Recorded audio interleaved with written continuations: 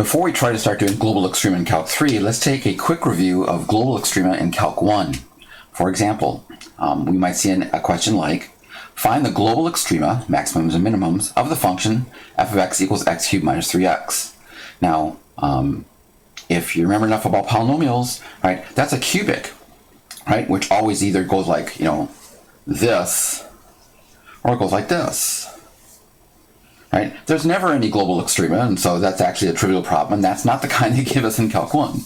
What they're going to do is they're going to give us a function, and then they're going to give us a closed interval.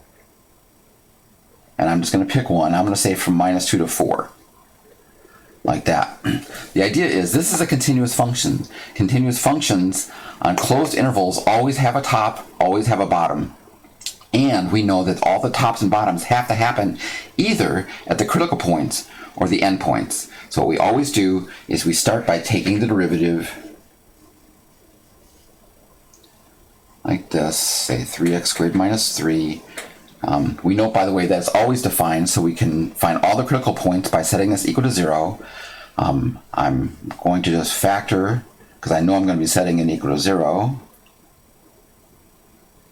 Like that. And I can see there's two critical points, x equals -1 and 1. And the way this finishes is we don't do a second derivative test. Second derivative test only tells us local extrema. We make a table. We make a table of function values. Now these are not derivative values, these are the values of the original function. So I'm just going to put that in like that. And the only points we have to actually put in the table, and no more, are -1 and 1, those were the critical points, and the endpoints, 2, 4, knowing in advance that the global maximum of our function on the closed interval has to either happen at the critical points or the endpoints, and all we have to do now is just plug in the numbers and find the y values. For example, when I plug in -1 here, I get -1 plus 3, that's a 2. When I plug in a 1, I get 1 minus 3, that's -2. When I plug in a 2, I get 8 minus 6, that's 2. And when I plug in a 4, I get 64 minus 12, that's 52. Now you can see here, that's not just the biggest number in the table. That's guaranteed to be the highest value of this function on the entire interval. So that's the max. And you can see the global minimum only happens at one spot, right here.